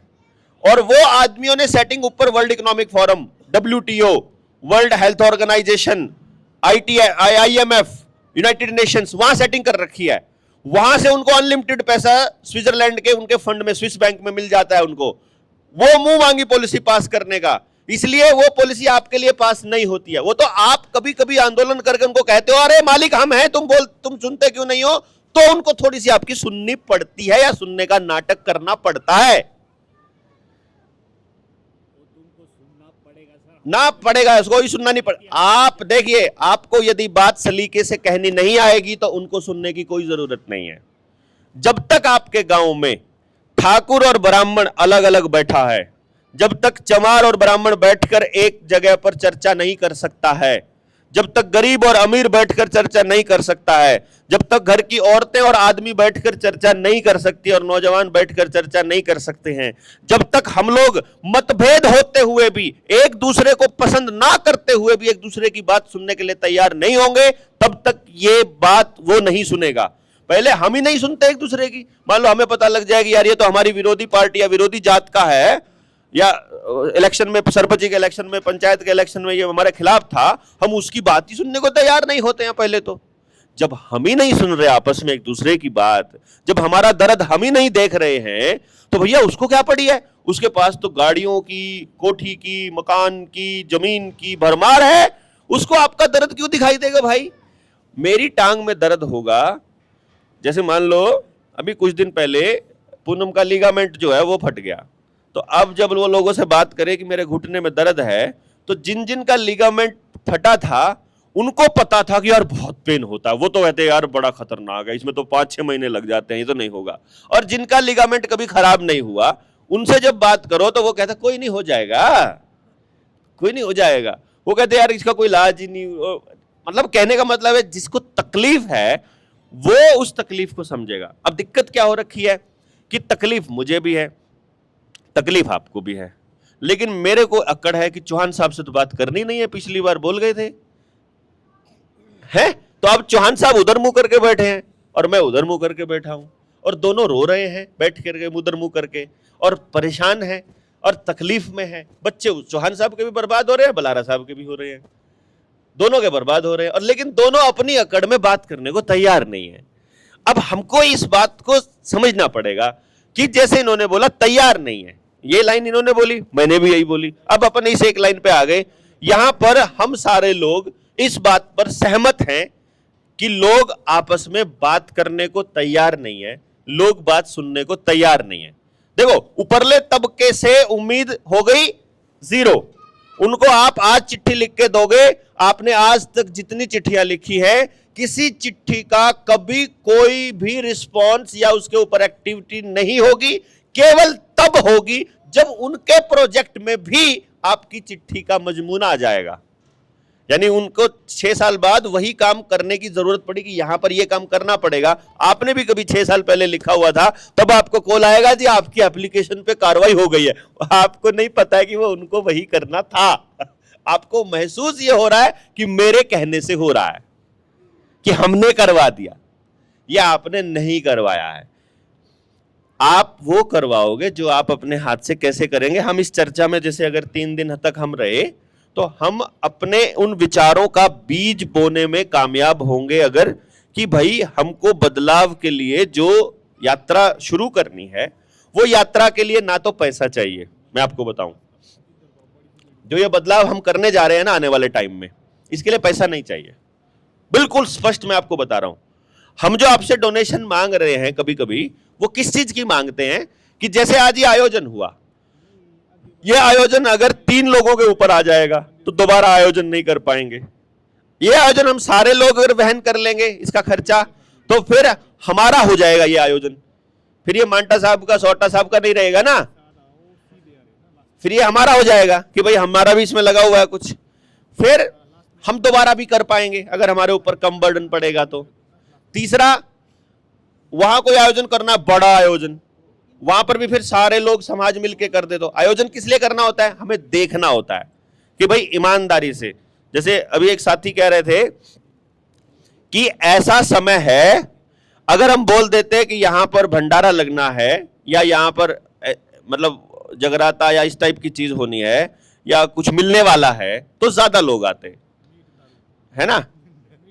मीट दारू मिलनी है तो और ज्यादा आ जाते, फिर हजारों लोग हो जाते। मैंने कहा ठीक है चलो, अब आपने ये कहा तो नहीं ना कि यहां पर मीट दारू मिलने वाले। मैं कहना, मैं कहा अगर आपने कह दिया होता कि यहां आपको कुछ भी मिलने वाला है, तो फिर यहां बैठे हुए लोगों के दिमाग में वो चल रहा होता। यहां बदलाव की बात करने वाले भले ही 2 आदमी हो, आई डोंट केयर, मुझे इस बात से कोई मतलब नहीं है, लेकिन मुझे ये मालूम है कि उनके भीतर वही दर्द है, वही बैठे हैं। हमारे में से जिनको हमारी बातें दकियानुसी लगेंगे वो कल नहीं आएंगी, वो कल नहीं आएंगे। और जिनको लगेगा कि यार ये बात तो मेरी भी हो रही है, वो कल अपने दोस्तों को फोन करके आज ही शाम को बोल देंगे, यार तुम आओ यार, 2-2 3-4 लोग यार बैठ के बात करते हैं, यार बात तो काम की हो रही है, बेफजूल की बात तो हम कर ही नहीं रहे हैं। तब अच्छा उन लोगों को भी जो लगेगा कि यार ये तो मेरी बात हो रही है और मेरे से पूछा जा रहा है। जैसे अभी अगर ये भाषण 3 दिन तक केवल 1 वे चलता रहे, तो ये भाषण आप ये मतलब फिर ये आंदोलन, ये मूवमेंट आपका नहीं रहेगा। तो इसको करने के लिए जब आप गांव में भी जाओगे मान लो तो, और किसी से बात करोगे, तो भाई सबसे पहली सामने बात क्या आती है, ये मैं आपको बताता हूं अपने 9 साल के तजुर्बे से। मेरा ये एक्सपीरियंस है कि 9 साल में जब मैं लोगों से घूम के बात की, और जिसके भीतर थोड़ी सी आग थी समाज के प्रति और जो गलत हो रहा है उसको बदलने के भी लिए जिसके भीतर में थोड़ी बहुत अगन थी, वो आदमी थोड़ी या ज्यादा देर के बाद में फूट पड़ा। मतलब उसके अंदर से इतना जहर निकला, रहने दो, तुमसे पहले भी बहुत आए हैं, अरे हमने देखे हैं ऐसे क्रांतिकारी, सब बिक जाते हैं, सब उधर पॉलिटिकल पार्टी ज्वाइन कर लेते हैं, तुमको भी चुनाव लड़ना होगा, तुम भी कल को ऐसे ही करोगे। वो मतलब धोखा इतना खा चुका है। फिर वो अगर कोई आदमी आपके जैसा सामाजिक लोग हैं, वो समाज में जब काम करते हैं और समाज से बात करते हैं, तो उस गरीब के पास या उस गांव के आदमी के पास, उसके पास बातचीत करने के लिए समय नहीं है, आपकी बात सुनने के लिए, या समझ नहीं है, या थोड़े शायद आजकल मनोरंजन प्रिय हो गए, उसको ज्यादा पसंद कर रहे हैं। तो वो कह रहे हैं वो आपकी बात सुनने के लिए समय नहीं है। इसका मतलब ये था कि पहले वो आपकी बात मजबूरी में सुना करते थे, आज वो मनोरंजन प्रिय हो गए हैं, आज वो आपकी बात नहीं सुन रहे हैं, तो वो आपकी बात तभी सुनेंगे जब वो मजबूर हो जाएंगे। मतलब इसका मतलब है कि मजबूर ही सुनेगा अभी। और इसका ये भी मतलब है कि वो मनोरंजन प्रिय भी मजबूरी में हुए हैं। क्यों? क्योंकि अगर वो सही गलत का निर्णय ले रहे होते तो वो गलत चीज कर ही नहीं रहे होते। जब हमें पता लग गया कि मोबाइल अच्छी चीज नहीं है और फिर भी हम खुद भी उस मोबाइल पर वीडियो गेम खेल रहे हैं, तो इसका मतलब कोई ऐसी चीज है जो हमको ये सब करने के लिए मजबूर कर रही है। गलत तो नहीं कह रहा हूं? वो कौन सी चीज है जो हमें वो मोबाइल बार बार देखने के लिए मजबूर कर, जो बार बार व्हाट्सएप चेक करने के लिए बोल रही है, जो बार बार हमको इंस्टाग्राम चेक करने के लिए बोल रही है कि देखो कौन किसके घर में क्या हो रहा है, देखो कौन कैसी कैसी ड्रेस पहन के चलता है, देखो व्हाट्सएप स्टेटस चेक करने का जो हमको जो ललक पड़ती है, वो क्यों पड़ती है कि उसने कैसी ड्रेस पहनी है या वो उसकी जीवन में क्या चल रहा है, दूसरे के घर में झांकने की हमें ललक ये क्यों पैदा हो रही है? वो क्या है जो हमको वो करने के लिए मजबूर कर रहा है? उसमें हम अपनी बात डाल दें और लोग क्या कह रहे हैं अपनी बात को देखें, अपनी बात को समझे, वो तो अलग है। लेकिन हम वहां पर मैक्सिमम लोग जो नौकरी करने वाले या जो ऐसे लोग हैं जिनको नहीं बताना कि हम तुम्हारे साथ हैं या हम तुम्हें देख रहे हैं, वो खाली जैसे फेसबुक है उस पर सिर्फ देखते देखते हैं कि किस किस में क्या क्या, वो ना क्लिक करते, ना कमेंट करते, ना कुछ और बोलते, तो वो सिर्फ उसको देख रहे हैं। तो वो कौन सी चीज है जो हमें मजबूर कर रही है कि हम दूसरों की फेसबुक वॉल पे या इंस्टाग्राम पे या उस पे देखें कि वो क्या कर रहा है? उसको मालूम है कि अच्छी चीज नहीं है, हर इंसान में जानने कुछ की जिज्ञासा होती है। तो अभी हम लोग जो जैसे आप बोल रहे हो, मैं ये कहूं अगर कि हम जितने लोग हैं यहां पर बैठे अपने अनुभव के आधार पर हम अपनी बातें शेयर करें अगर, क्योंकि जब गांव के आदमी से जब आप बात करने लगोगे तो मेरे अनुभव में पहली लाइन ये आती है कि आपको उसे अपना जहर और अपना अनुभव निकालने का मौका पहले देना पड़ेगा ताकि वो खाली हो जाए। वो खाली होगा तो नया माल आने के चांसेस हैं, वरना पहले वाला जब तक पड़ा रहेगा नया माल, नई बात, नया सोच, नया विचार अंदर नहीं जाएगा। तो इसका मतलब हमारा पहला फंडा क्या रहेगा कि हम सामने वाले की सुन ले। क्यों जी बताइए? यहां पर अगर कोई व्यक्ति इससे असहमत है तो फिर हम लोग भाषण की प्रक्रिया में चलेंगे, सहमत हैं तो फिर हम चर्चा के विषय में चलेंगे, चर्चा की प्रक्रिया में चलेंगे। बताइए, अग्रीड है ना? कि पहले हम ये कहते हैं कि बात करने के लिए पहले सामने वाले को खाली होने देते हैं। अब खाली होने देने के लिए हमको बात को वहां लेकर जाना है जहां पर बातचीत ऐसी हो कि मैं आपसे अगर सहमत नहीं भी हूं तो भी let us agree to be disagree. असहमति के लिए हमको सबकी सहमति चाहिए। यानी कहने का मतलब यह है कि मैं कोई बात कह रहा हूं, किसी भी व्यक्ति के लिए कोई जरूरी नहीं है कि वो उस बात को सही माने और उसको सही समझे। तो आप सब लोगों को ये मान करके चलना है कि भाई आपने देवेंद्र बलारा को काटना है, मतलब वैसे नहीं, बात को काटना है, ठीक है ना? आपने ये मान के चलना है कि आपने बात को काटना है और आपको अपना वर्जन देना है। और जो बात पहले हो चुकी है, मान लो इन्होंने कोई अपना सुझाव दिया और वो आपके दिमाग में भी था, तो आप बोलो मेरे वाला बोल दिया गया है, अब मुझे आगे चल, मैं और दिमाग में कोई नई चीज नहीं आ रही है। तो हम ये देखते हैं आज अभी यहां पर पढ़े लिखे लोग भी हैं, पीएचडी भी हैं, नौकरी करने वाले भी हैं, खेती करने वाले भी हैं, महिला भी हैं, बच्चे भी हैं, नौजवान भी हैं, सब हैं हमारे यहाँ पर आज बैठे हुए, और दूसरे स्टेट से भी हैं। तो एक काम कर लेते हैं, हम ये देखते हैं मिजाज, क्योंकि जो मैं कह रहा था आपको पॉलिटिकल, जब मैंने मैनेजमेंट किया तो उस टाइम पे जब मैं दिल्ली से पंजाब गया तो पंजाब वाले कहने लगे ये पंजाब नहीं है, ये दिल्ली नहीं है जी, यहाँ पंजाब के लोगों की तासीर अलग है। जब मैं हिमाचल आया तो हिमाचल के लोगों ने मुझे कहा कि भाई जी डॉक्टर साहब ये पंजाब नहीं है, ये हिमाचल है, ठीक है, ये हिमाचल के लोग ऐसे थे। फिर हिमाचल से जब मैं दिल्ली गया, वही दिल्ली वाले मुझे बोल रहे हैं, जब उनको पता चला कि मैं अभी हिमाचल का इलेक्शन करके आया हूँ, तो वो मुझे बोलते हैं डॉक्टर साहब ये ना हिमाचल नहीं है, ये दिल्ली है। हमें कहा मैं दिल्ली से ही गया था भाई वहीं से काट के चक्कर गया था ना। और जब मैं हरियाणा से आया हूं, जब मैं हरियाणा में काम करने लगा, और किस जिसको मालूम था कि मैं हिमाचल में भी, क्योंकि फेसबुक वगैरह पे मैं डालता रहता था कि आज हम इस विधानसभा में हैं, आज हम यहाँ पर हैं, तो वो बोलते होते थे कि ये हिमाचल नहीं है डॉक्टर साहब, ये दिल्ली नहीं है, ये पंजाब नहीं है, ये हरियाणा है। अरे मैं कहा मैं हरियाणा का ही हूँ, तुम मेरे को क्या बता रहे हो कि ये हरियाणा है? तो इस तरह से जब आप ऐसे घूमोगे ना तो आपको लोग ये कह सकते हैं कि हम जो हैं वो अलग हैं, आप जो हैं वो अलग हैं, हमारी जो थॉट प्रोसेस है वो आपकी थॉट प्रोसेस से अलग है। तो फिर एक काम कर लेते हैं कि मुझे आप में से कोई ऐसा व्यक्ति ढूंढ करके दोगे जिसको जिंदगी में सिर्फ पैसा ही चाहिए। है, मिलेगा आपको पूरे गांव में? सिर्फ पैसा ही चाहिए भाई, उसे सिर्फ पैसा चाहिए। अगर हम ये ढूंढने लगे, वो जैसे कुछ लोग कहेंगे आपको गांव में चर्चा में ही बोल देंगे वो, पीपल ऑफ द एरिया ना सर, है? पैसे के पीछे दौड़ है सब। ना ना ना ना, पैसे के पीछे दौड़ है, यहां तक मैं आपसे सहमत हूं 100%। उसको सिर्फ पैसा चाहिए, इसके लिए मैं सहमत नहीं हो सकता। उसको सब कुछ भी चाहिए, क्योंकि देखो, ना तो कोई व्यक्ति पैसे को खा सकता, ना कोई पैसे को पहन सकता, ना पैसे का घर बना सकता, पैसों से खरीद के सामान ईंट बजरी का घर बना सकता है, पैसा उसके किसी काम का नहीं है, लेकिन फिर भी उसे पैसा चाहिए। तो उसको पैसा क्यों चाहिए?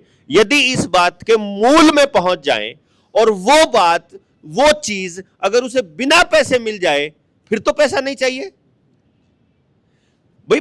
पैसा जिस चीज के लिए चाहिए वो चीज उसे बिना पैसे के मिल जाए, फिर तो पैसा नहीं चाहिए।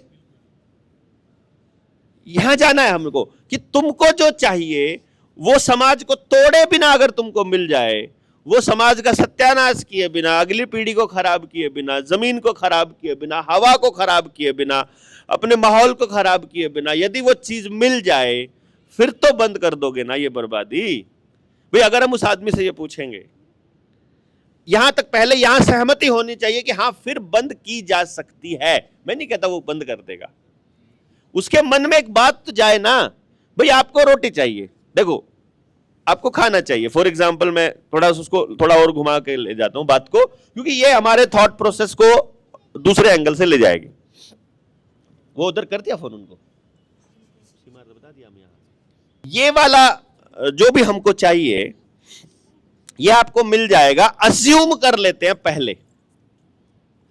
अभी हम देने की गुंजाइश में नहीं है देवेंद्र बल्लारा, लेकिन मुझे उसका तरीका पता है, मुझे उसका रास्ता भी पता है, और वो मैंने होते हुए देखा भी है और मैंने प्रैक्टिकली उसको किया भी है।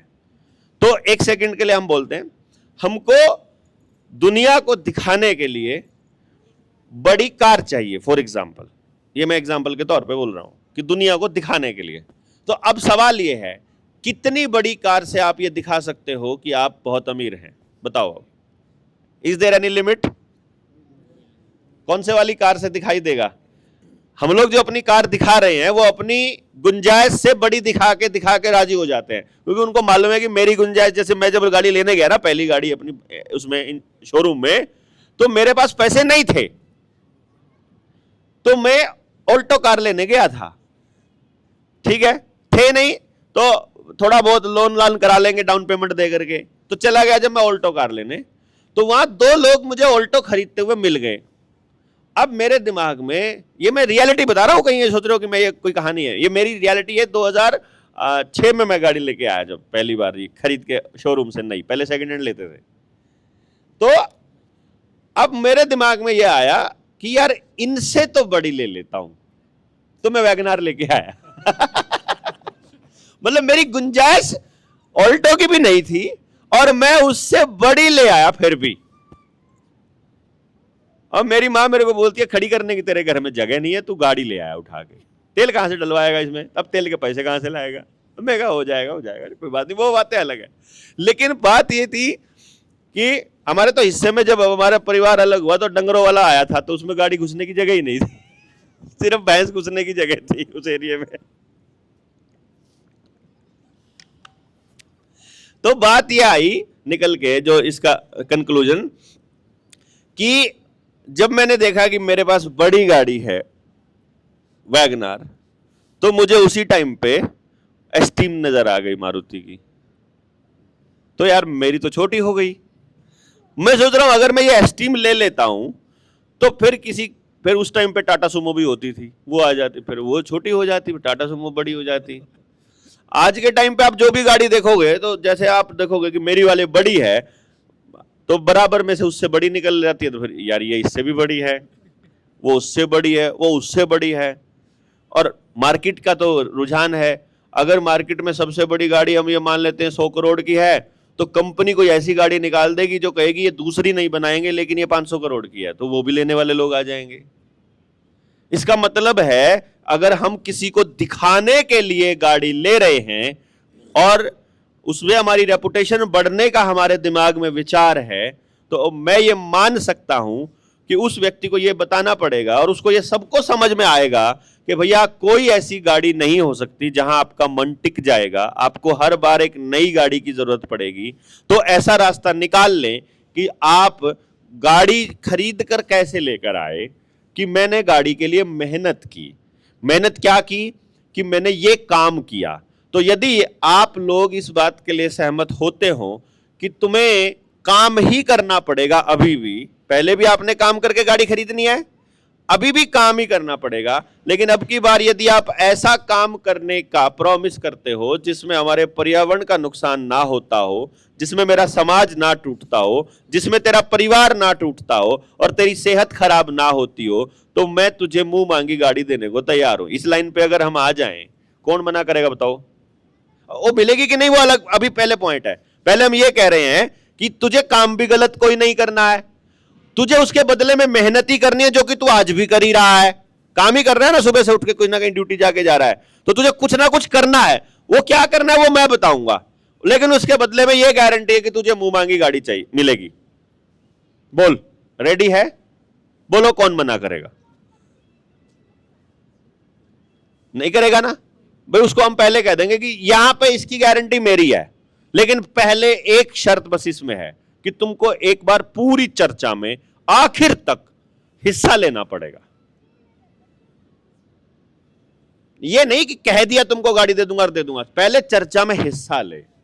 पहले बताऊंगा तेरे लिए सबसे बेस्ट कार कौन सी है। यदि मैं तुझे बता पाया, तुझे वो गाड़ी, तुझे वो कार, तुझे वो साधन 100% मिलेगा, इसकी गारंटी है। और यदि पूरा गांव, यानी जितने लोग बैठे हैं यहां, मान लो हम लोग सारे लोग, हम 100 भी मान लेते हैं, हम 100 के 100 जब तक सहमत नहीं होंगे तब तक बात करते रहेंगे। लेट अस एग्री कि हम तब तक बात करेंगे जब तक एक भी आदमी असहमत है। इसमें समय लगेगा, कोई पैसा नहीं लगना इसमें। क्यों जी? इसमें कोई पैसा नहीं लगना, इसमें किसी को मारना नहीं, किसी को धमकाना नहीं, किसी के विरोध करना नहीं, किसी को लूटना नहीं, और सबके लिए करना। 100 के 100 बैठे, 100 के 100 के लिए होगा, और किसी का नुकसान नहीं, इसकी भी गारंटी है। जब किसी का नुकसान नहीं हो रहा है और सबका फायदा हो रहा है, पहले मुझे यह बताइए, उससे आपके गांव का कौन सी जात का, कौन सी पार्टी का आदमी भाग जा सकता है? कोई भी नहीं भाग सकता। तो चाहिएगा क्या? पहले हमें बात करने की समझ चाहिएगी, है जी, कि बात जानी कैसे चाहिए। दूसरे नंबर पे सामने वाले की बात सुनने के लिए संयम और धैर्य चाहिएगा, और फिर अपनी बात को बताने का, सामने वाले की बात को समझने और समझाने का तरीका हमें पता होना चाहिएगा। क्यों जी? या इसके अलावा भी कोई रास्ता है? अगर हमें तरीका ही नहीं पता बात का और संवाद का, तो फिर हम लोग उन लोगों से बात कैसे करेंगे? क्योंकि मैंने आमतौर पर देखा है, लोग जब लोग तरक्की की बात करते हैं या समाज में बदलाव की या किसी अच्छी चीज की बात करते हैं, तो बात करते करते उनकी बहस पॉलिटिकल पार्टी पर जाकर रुक जाती है, और पॉलिटिकल पार्टी से व्यक्तिगत होकर के गालियां गलौच में बदल के, और फिर हम दूर हो जाते हैं कि जा तेरे से सुनना ही नहीं है। यही हो रहा है ना। तो हम ये मान के चल पड़ते हैं कि यहां चाहे कुछ भी हो जाएगा, हम आखिर तक, आप जब तक सुनाना चाहोगे हम सुन लेंगे, और हम जब तक सुनाना चाहें आप सुन लो।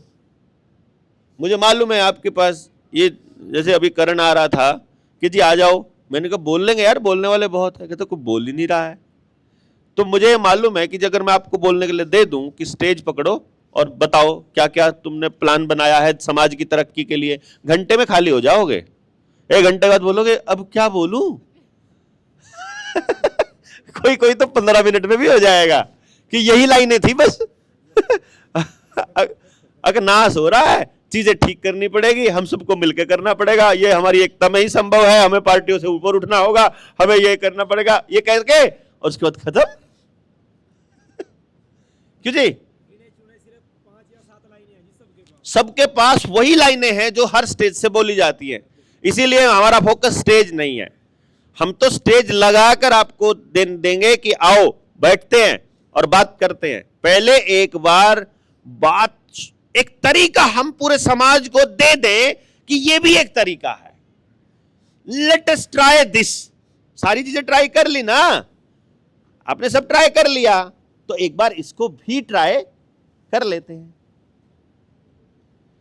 जैसे मान लो मैं अभी अपनी, वो गुड़िया चली गई क्या? ये बैठी है, अभी इसी को बुलाता हूं, आओ बेटा एक बार आना।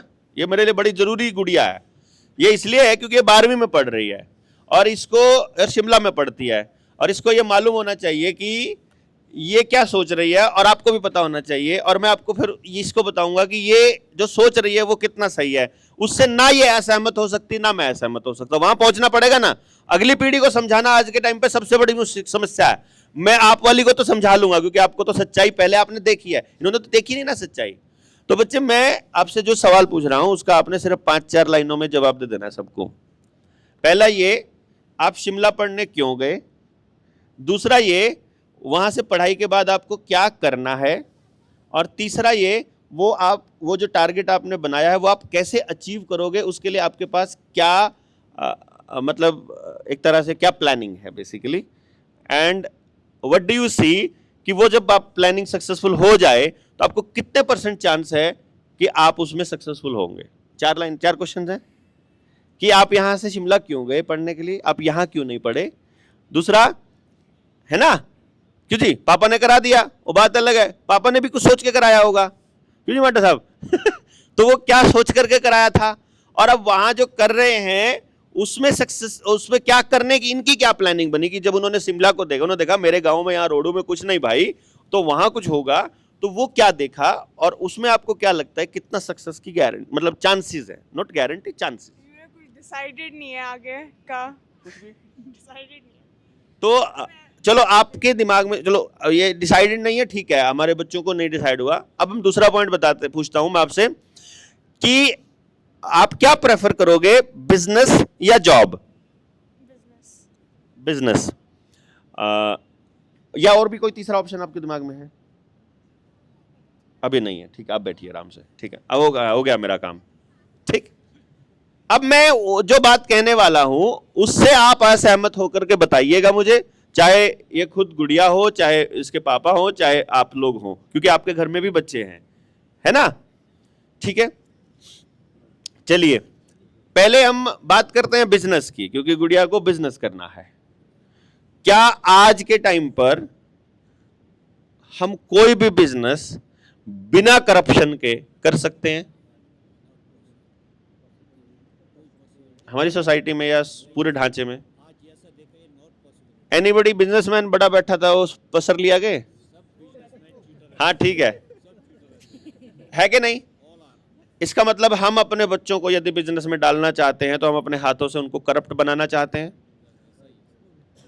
इसका मतलब यह निकला, यदि ये बिजनेस करना संभव नहीं है ईमानदारी से तो हम उनको करप्ट करना चाहते हैं। तो सुना है? हाँ जी, हो सकेगा बिना करप्शन के? नहीं हो सकता, मतलब तेरी अप्रूवल चाहिए थी, बड़ा बिजनेसमैन ये था हमारा। अभी कुछ दिन पहले एक मेरे जान पहचान के आदमी है, कुछ दिन पहले मेरे कुछ जान पहचान के आदमी है, बीर सिंह ठाकुर जी, उनका कहना है कि मैं अपने लड़के को ठेकेदार बनाना चाहता हूँ। हाँ। मैं कहा ये चोर है? नहीं। बदमाश है? नहीं। डाकू है? नहीं। तो ये गुण है तो ठेकेदार बनेगा। एग्जैक्टली, मैं वही कह रहा हूं ना आपको। यानी आपने मेरी ही बात बोली, यानी मैंने आपकी बात बोली, आप मेरे से पहले बोल चुके हो, मैंने अभी बोली है, यानी मैं आप ही की बात बोल रहा हूं। और इसमें जो भी ईमानदार आदमी यहां बैठा होगा, मैं ये मान के चला हूं ईमानदारी बैठे हैं, ठीक है? टेंडर उसको मिलेगा जो सबसे कम टेंडर जो सबसे कम रेट में वही काम कर पाएगा जो सबसे ज्यादा करप्शन करेगा। तो ये प्रैक्टिस भी नहीं है, डिपार्टमेंट में प्रैक्टिस डिपार्टमेंट में ब्लैकमेलिंग है ना। Everywhere is blackmailing. चलो बता दिखाओ, जो उनको उनकी बात सुनाओ, ठीक है ना। चलिए, अब आपने बताया कि प्रैक्टिस ही नहीं है ईमानदारी से काम करने की, सब जगह केवल ब्लैकमेलिंग है, डिपार्टमेंट में भी बेईमानी, ठीक है जी। तो भाई अब आप सारे लोग इस बात से सहमत हैं कि अगर आपको बिजनेस करना है तो आपको करप्ट होना पड़ेगा, आपको ब्लैकमेलर होना पड़ेगा, या वो लोग आपको ब्लैकमेल करेंगे, और आपको अगर सस्ते रेट पे टेंडर चाहिए तो आपको बेईमानी करनी पड़ेगी और कमीशन देना पड़ेगा। या आप कोई दुकानदारी अगर आप करते हो, अगर आप बिजनेस को ट्रेडिंग बोल रहे हो, ट्रेडिंग को यदि आप बिजनेस बोलते हो, तो ट्रेडिंग में आप किसी कंपनी का प्रोडक्ट बना हुआ उसके एडवर्टाइजमेंट एजेंट बन करके उसकी एडवर्टाइजमेंट करोगे। जैसे आपके आसपास की किराने की दुकानें हैं, वो आजकल कंपनियों के ही दलाल बने हुए हैं, वो अपना तो कुछ बेच नहीं रहे हैं। तो क्या हमारे पास कुछ भी ऐसा है जो हमारी जमीन से निकल रहा हो और हमने उत्पादन किया और हम उसको बेचने चाहते हैं और सिस्टम उसको बेचने की इजाजत देगा ईमानदारी से? नहीं, पॉसिबल नहीं है। इसका मतलब यह हुआ कि यदि हम अपने बच्चों को अपने जीवन में जीवन जीने के लिए एक वर्च्यू देना चाहते हैं और वो है ईमानदारी, तो हम उसको कभी भी बिजनेस में जाने की सलाह नहीं दे सकते। देखो, या तो आपको सलाह देनी पड़ेगी उसको पैसा कमा, चाहे जो मर्जी बेच, फिर तो मतलब पैसा तो कोई भी कमा लेता है ना। जमीर बेचकर, शरीर बेचकर भी पैसा कमाया जाता है, फिर तो उसमें दोनों में कोई फर्क नहीं है ना। मैं तो यह मानकर चल रहा हूं कि यदि हम अपने बच्चों को ईमानदारी एक वर्च्यू देना चाहते हैं तो हम उसे बिजनेस के लिए आज के टाइम पर सलाह नहीं दे सकते। गलत के सही? अगर वो करता भी बिजनेस सर ऑनेस्टी से अगर करता ना, वो अर्न नहीं कर, ऑनेस्टी से करेगा तो बर्बाद हो जाएगा। वो सब घर जितना उसके पुरखों ने कमाया था वो सारा बेच देगा, बेचना पड़ेगा। यानी कि हमारे पास हमारे बच्चे बिजनेस करें उसके लिए, यानी वो अपनी मन की इच्छा, उसके मन में इच्छा थी, पहली बात तो उसने तय नहीं किया हुआ, दूसरा जब 2 चॉइस दी तो उसमें से एक बिजनेस चुना, तो चॉइस ही हमको 20 देनी चाहिए थी या 200 देनी चाहिए थी। वो हमारी कमजोरी है, हम पेरेंट्स के पास नहीं है ऑप्शंस। लेकिन अब मैं ये कह रहा हूं, दोनों में से एक चॉइस हमको करनी पड़ेगी कि या तो हमें अपने बच्चे को कहना पड़ेगा कि बेटा इसके लिए बेईमान होना पड़ेगा तुमको, तो हम अपने जबान से अपने आप से अपने बच्चे को बेईमान बना रहे हैं। यदि हम उसे ईमानदार रहने की बात करते हैं और उसे बिजनेस भी करवाना चाहते हैं, कि हम अपने बच्चे के लिए माहौल देना चाहते हैं, तो हमको अपने समाज में वो व्यवस्था बनानी पड़ेगी कि मेरा बच्चा ईमानदारी से बिजनेस कर सके। क्यों जी? अब मैं फिर आपके बच्चे के लिए क्यों बनाऊं भाई, जब तक मैं आपके बच्चे को अपना बच्चा नहीं समझता? मैं तो आपके बच्चे के लिए ऐसी व्यवस्था बनाने में तभी पार्टिसिपेट कर सकता हूं जब मैं आपके बच्चे को अपना बच्चा मानना लग जाऊंगा। क्यों? अदरवाइज मुझे क्या पड़ी है, बाढ़ में जाए किसी का बच्चा कहीं भी जाए, मेरा बच्चा बचना चाहिए बस। अगर मैं अपने को सिर्फ अपने वाले को ही अपना मानूंगा तो मेरे दिमाग में यह आएगी कि कोई भी कहीं जाए, और यदि मैं उसे अपना भी मानूंगा, सबके अपने मानूंगा, तो आपका बच्चा बर्बाद होते हुए जब मैं देखूंगा तो मेरे दिल में हुक उठेगी कि नहीं यार, अगर आज इसका बच्चा नशा कर रहा है तो कल मेरा भी तो कर सकता है। नहीं यार, आज मतलब ये चीज गांव में आ गई है, समाज में आ गई है, मैं कैसे बचाऊंगा अपने बच्चे को? क्यों जी? तो मतलब उसको चर्चा में शामिल तो करना पड़ेगा। तो अब हम ये नहीं कह सकते कि समाज खराब हो गया है इसलिए मेरे बच्चे, मैं तुमको ये कहता हूं, रिक्वेस्ट करता हूं कि तुम बिजनेस की तरफ मत जाना। हम ये मानेंगे कि बड़ी पीढ़ी से गलती हो गई कि हमने ऐसा समाज बना दिया कि हमारा बच्चा ईमानदारी से बिजनेस नहीं कर रहा, तो अब हम इस माहौल को सुधारने की कोशिश करेंगे। इतना तो कर ही सकते हैं जी। और अब इस बात से गांव का कौन आदमी मना करेगा बताओ? कौन सी जात वाला मना करेगा, कौन सी पार्टी वाला मना करेगा? यहां 100% सहमति आएगी, बिल्कुल 1% भी अलग नहीं जा सकते आप, और कोई भी नहीं जा। अगर आप सत्य की हाँ, ये सब करते हुए यदि मुझे मेरा स्वार्थ बीच में घुसा लिया मैंने, फिर हम कुछ ना कुछ ऐसी बात कहेंगे जहां देखेंगे उससे इनका नुकसान हो रहा है। क्योंकि वो पॉलिटिकल पार्टी का आदमी आपको यदि सत्ता विरोधी मानता है, अपनी पार्टी का विरोधी मानता है, तो वो आपको डिस्क्रेडिट करने की कोशिश करेगा, लेकिन वो डिस्क्रेडिट कितनी बार कर पाएगा? यदि आपके पास सॉलिड चीज है तो आप ये कह दो, आओ चर्चा करो, बैठ के बात करो, अगर एक भी लाइन गलत हो जाए तो बदलेंगे उस लाइन को, सही पे जाएंगे।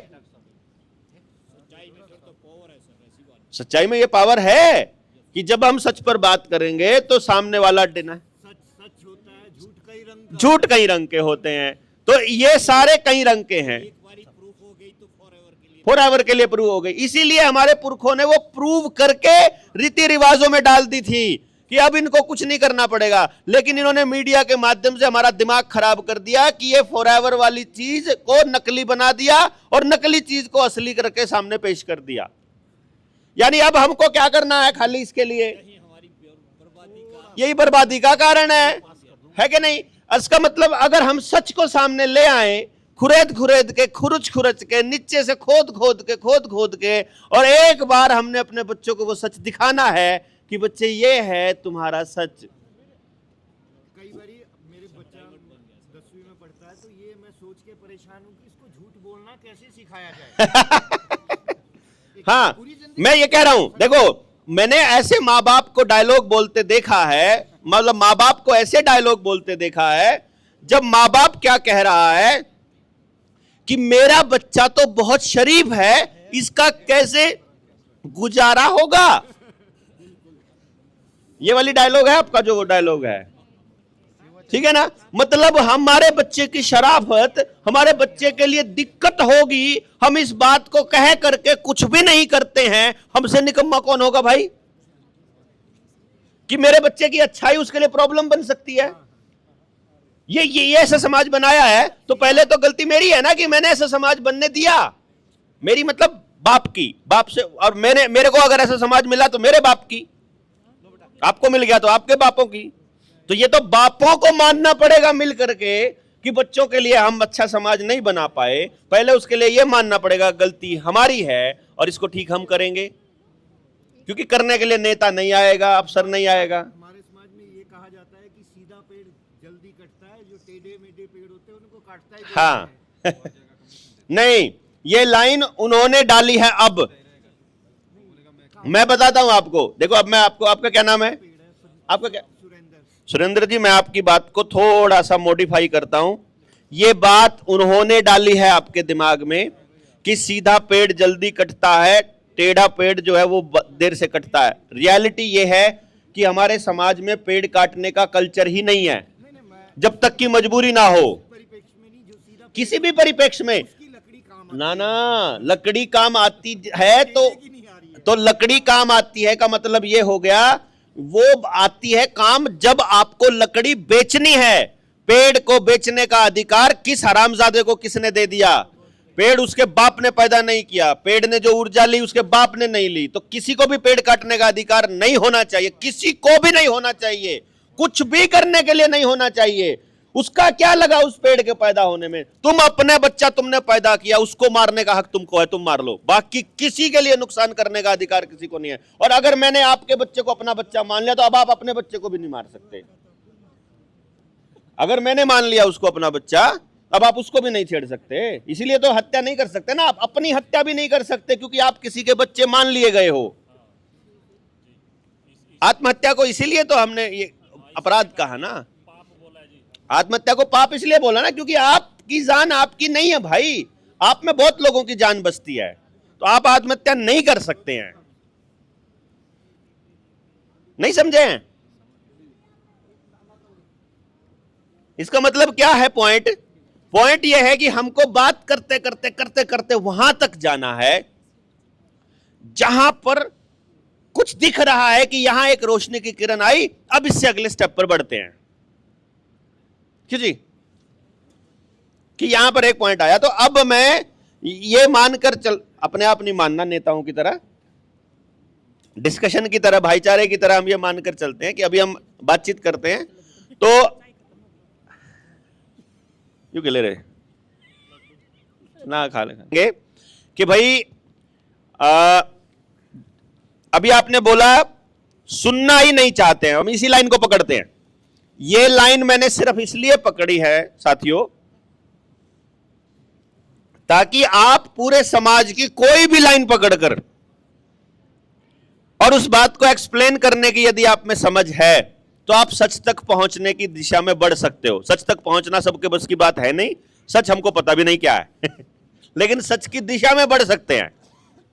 अल्टीमेट सच तो किसी को भी नहीं पता ना कि क्या है, आंतरिक आत्मा जिसको एक्सेप्ट कर देती है ना सर, दैट इज ट्रू। तो हमको आत्मा की आवाज सुनना भी तो नहीं सिखाया ना वो उधर से, हाँ वो आवाज आती है लेकिन सबको नहीं आती ना। आदमी काम करता है ना सर, सीजन आता बिल्कुल आता है, बिल्कुल, इसमें आपकी है, एक्सेप्ट करो। हाँ है ना। तो अभी हम बोल रहे हैं, अभी जो पॉइंट आया था कि कोई सुनना नहीं चाहता है, मुझे आप लोगों से इसका कारण चाहिए कि कोई क्यों सुनना नहीं चाहता है, और आपसे ही पॉइंट्स ले करके मैं चालू करूंगा इसको।